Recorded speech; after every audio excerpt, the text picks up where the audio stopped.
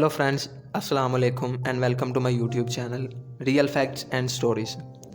दोस्तों, आज मैं आपको दुनिया के एक ऐसे रोबोट के बारे में बताऊंगा जो देखने में हूबहू इंसानों जैसा लगता है।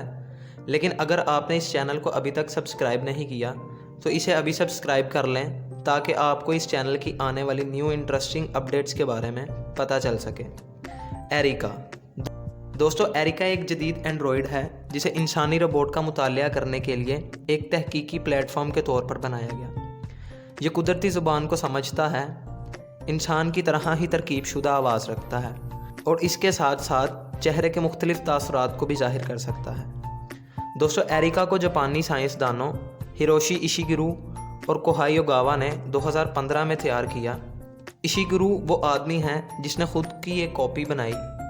इन्होंने इसे ना सिर्फ अदाकारी की तरबियत दी बल्कि मुख्तलिफ पहलुओं और उसूलों को भी सिखाया।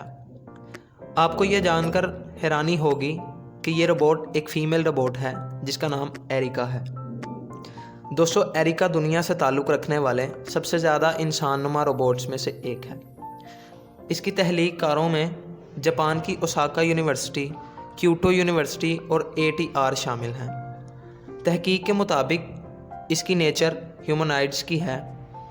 दोस्तों, एरिका एक FMV पर मुबनी वीडियो गेम है जो फ्लेवरवर्क्स ने तैयार की है और सोनी एंटरटेनमेंट ने शाया की।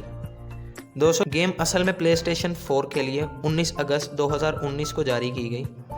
इसकी चंद हैरानकुन खसूसियात ये हैं कि ये बआसानी कुदरती मुकालमा कर सकती है और तहरीक पैदा करने की सलाहियतें रखती है। चेहरे के तासुरात और इशारों को समझ सकती है। दोस्तों, इसकी ऊंचाई 166 सेंटीमीटर यानी 65.3 इंचज़ है और इसकी उम्र तकरीबन 23 साल है। दोस्तों, एरिका हर महीने एक बार लोगों से मिलने के लिए अजायब घर जाती है, इसलिए इसको एक तफरीही रोबोट भी कहा जाता है। दोस्तों, आई होप कि आपको आज की ये वीडियो पसंद आई होगी। कमेंट सेक्शन में ज़रूर बताएं।